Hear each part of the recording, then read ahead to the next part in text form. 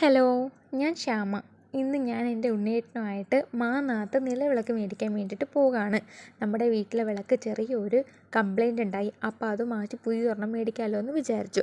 അങ്ങനെ ഞങ്ങൾ മാന്നാത്ത് ഷോപ്പിലെത്തി. കളപ്പുരയ്ക്കൽ മെറ്റൽസ് എന്ന് പറയുന്ന ഷോപ്പിലാണ് നമ്മൾ വന്നത്.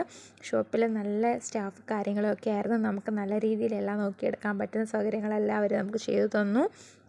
നമ്മൾ ഏത് ഓടാണ് നല്ലത്, ഹാൻഡ് മെയ്ഡ് ഏതാ, അതൊക്കെ എല്ലാ കാര്യങ്ങളും അവർ നമുക്ക് പറഞ്ഞു തന്നു. അവസാനം ഞങ്ങൾ ഒരു വിളക്ക് സെലക്ട് ചെയ്തു. നല്ല വിളക്കായിരുന്നു. 7 തിരിയുള്ള വിളക്കാണ് എനിക്കിഷ്ടം. അതുകൊണ്ട് അത് തന്നെ മേടിച്ചു.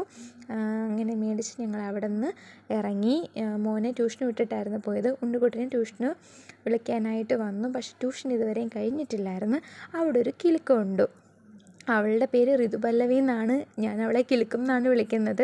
കാരണം അവളുടെ കാലിലൊരു പാവസരം കിലുങ്ങുന്നതാണ്. അങ്ങനെയാണ് ഞാൻ അവളെ കിലുക്കം എന്ന് വിളിക്കുന്നത്.